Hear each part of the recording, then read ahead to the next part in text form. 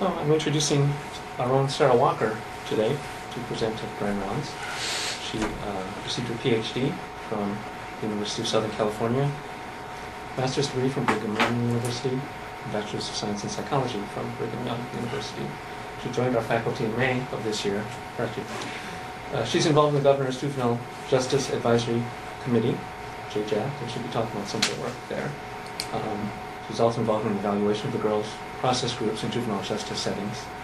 She's a co-investigator of the MacArthur Foundation Models for Change and a co-investigator for the National Center for Mental Health and Juvenile Justice Mental Health Juvenile Justice Training Evaluation. And she's also informed me that she's involved in the Justice for Girls Coalition of Washington State. I'll turn it over. Great. Okay. Thanks. So I asked her if I thought it would be interesting to present some of the girls' work that I've been involved in, because it's interesting stuff, and he thought it would be, so hopefully it is. And the projects I have ongoing, we don't have results yet, so I'm going to be presenting kind of what we're doing at the end, but the presentation is really going to be more about the research and literature and policy in this area. And I'm going to start just by showing you all, this is just a 5-minute clip, and I think it kind of sets up the discussion nicely. Good morning, my name is Rachel Carrion, and I'm here today to talk to you about my experience with the New York juvenile justice system. Thank you for this chance to tell my story. Okay, when I was 15 years old, my mother passed away from breast cancer, and I began smoking marijuana to cope with the loss. I was also very angry, and as a result of my anger, I got into a fight with the young woman, and I was arrested. I was arrested and then sent to an ATD program, which is an alternative to detention program. At the ATD program, I could not keep a negative toxicology report, so they remanded me. And they remanded me to an out-of-city, upstate program center. When I arrived on the center, the campus, I walked into just violence amongst the residents, the peers, violence amongst the staff members and the residents. You know, it was really bad. I witnessed girls beating up each other and being sent to ICU, staff members physically fighting, like not restraining, but fighting the youth to, I guess, try to keep them in control. Other incidents where I would try to leave the facility that I was in. I would try to go outside, and staff members would grab me by my hair and slam me to the floor. I'm sure that wasn't protocol. Another thing is, after a few months of being on the campus, I got into a sexual relationship with a male staff member. And I was about 15 years old, and he was 30. Because of the relationship that I had with him, you know, he would bring me in drugs, he would bring me in cigarettes, any kind of contraband I wanted, I had, because I was sleeping with this man. He would also, after hours, I would go AWOL from the cottage I was in, and he would sneak me off the campus and take me to local hotels and drop me off right back on the campus while he went home. The staff member was fired, but not because of our relationship. He was fired because the program did random drug screens on their employees, and his came back positive. So my stay in this program was very bad. When I returned home, because my addiction to marijuana was never treated, you know, my behavior and my drug use just continued to worsen. And I began to solicit my body to support my drug habit. I ran away from home. I left home, and I was prostituting on the streets for drugs. I wound up getting pregnant, and when I gave birth to my daughter, so when I finally got in contact with my family. That was about a 6-month period for me being a runaway on the streets. When my family got to me, they put me into a treatment facility located in Long Island. It was called Teen Challenge. It was a faith-based program. And this is where the staff members actually tried to treat my addiction. Because of child visitation, because of the courts, I could not stay on Long Island because my daughter was in Manhattan, so I was moved to a Bronx treatment center called Odyssey House. While I was in Odyssey House, I got one-on-one treatment with counselors. I stayed in group settings with other peers who went through the same and were going through the same that I was going through. Basically, these staff members really tried to help me instead of put me down. They give me a lot of positive feedback. They encourage the girls to can do this. You know what I'm saying? We can help you follow these 12 steps. You can stay clean. You don't have to use these other ways of coping with whatever trauma or whatever you've gone through. So while I was in Odyssey House, I obtained my GED. I got training as a home health aide. I'm also a peer educator. I go out and I speak to young women about safe sex, and how important it is, because there's so many diseases out there. I got full custody of my daughter. She's 2 years old, and she's a blessing. I am now an active board member of Community Connections and an advocate, and I plan on being a substance abuse counselor. I'm also enrolled in college. This committee is responsible for working on the Juvenile Justice and Delinquency Prevention Act. Unfortunately, the current JJDPA law does not have anything that protects youth in juvenile justice facilities from the conditions that I faced. I recommend that this committee include language in the JJDPA to make facilities safer for youth. I have attached recommendations on this issue from the National JJO to my testimony. In closing, I would like to thank you guys for listening to my story. I would like to encourage the committee to make sure that no other girls has to go through what I went through and to get the treatment and help that they need. Thank you again for having me here today.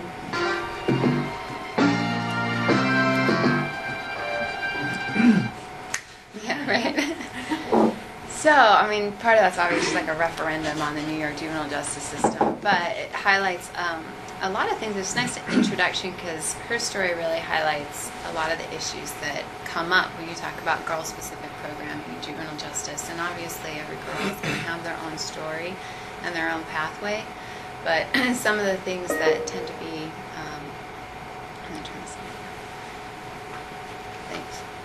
highlighted when you talk about girls is the role of early trauma in instigating delinquent behavior. Her mother died. Obviously that then led to some drug use. Also, the mother-daughter relationship is something that's really highlighted, whether that relationship has a lot of conflict, if there's violence in that relationship, that tends to be tied to system involvement for girls. That aggression amongst girls often tends to be relational. There's a lot of literature on that showing that girls tend to get into fights with people they know, and boys tend to get into fights a lot more with strangers or more just acquaintances. An interesting study just came out last year. It extends to murder, even homicide. Girls are more likely to kill somebody that they know. Males are more likely to kill somebody that they don't know. Also, the idea around relationship and relational theory is something that's really driven a lot of the gender responsive kind of principles and movement in this area, which we're going to talk a little bit more about. The idea that untreated needs leads to that deeper system involvement. So she had that drug abuse and that addiction that was never treated, that continued to get worse and led to increasingly more high-level placements where she was exposed to even greater risk. And the idea that you take girls who tend to be overrepresented in things like status offenses that aren't really crimes, and there's federal regulations around that. You can't put kids in detention for status offenses, which is a little different in Washington because we have the Becca bill. But what will happen is, we'll talk a little bit more about it, but so a runaway will be picked up, come before a judge, she'll get some conditions of probation, she may violate those, then the probation violation is then an offense that can put that kid in detention. So that happens a lot more with girls, and Annie Casey Foundation's done work on that. That's interesting. And then obviously the risk of sexual exploitation, whether that's pre or post justice involvement. So higher rates of sex abuse, higher rates of victimization within the system, higher rates of prostitution to get needs met, and other forms of exploitation. So that's just kind of an introduction to kind of some of those themes. And so before we start, I think it's good to kind of address why do we even really need gender responsive treatment? You can make a really good argument that the justice system wasn't set up particularly well for boys to start with. I don't know that it's really meeting their needs either. So could you just sort of do a better job with treatment in general, and then that would encompass both boys and girls? And I actually came into the whole area obviously like, yeah, let's do great stuff for girls, but I wasn't a little skeptical around, does it need to be really different than boys, or if you're just paying attention to treatment needs, and they're individualized enough, are you fine? I've obviously come more to, I think it really is important to pay attention to girl needs specifically. And I'm going to kind of go through what helped drive some of my thinking around it, and you guys can decide whether you're convinced yourselves. But so I've organized this so we'll talk a little bit about the research and theory around that, arguing for that girls have different needs, that we have to pay attention to those differences in intervention.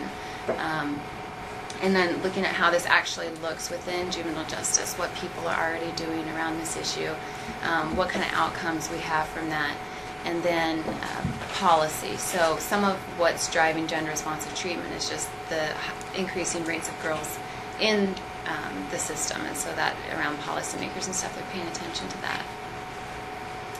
So starting with some of the research and theory, kind of organize this by different developmental paradigms we think about when we think of what kind of drives gender and gender differences in the ways in which we react to the world. So we're going to talk a little bit about the neurocognitive, personality, and then what I'm calling actualization, the idea that the idea out there that maybe women's healthy development actually looks different than men, which is it's a theory.